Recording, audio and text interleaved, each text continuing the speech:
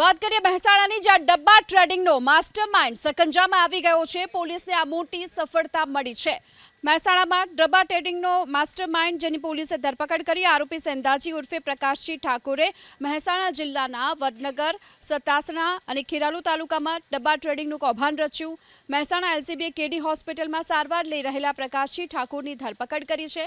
આરોપીને ઝડપી લઈ અને જો કે કોર્ટમાં રજૂ કરાતા કોર્ટે હાલ તો તેના 12 દિવસના રિમાન્ડ મંજૂર કર્યા છે। પોલીસને માહિતી મળેલ કે કેડી હોસ્પિટલ ખાતે આ આરોપી છે સારવાર હેઠળ આવવાનો છે, જેને હકીકતના આધારે કેડી હોસ્પિટલથી આરોપીને ગઈકાલના પકડી પાડવામાં આવેલ છે।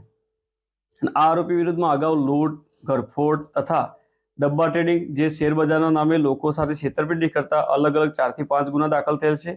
તે સિવાય પણ અલગ અલગ જાણવાજોગ તથા ગુનાઓની તપાસ ચાલુમાં છે। તેમાં પણ આ આરોપીનું ઇન્વોલ્વમેન્ટ છે કે નહીં તે દિશામાં પણ તપાસ ચાલુ છે।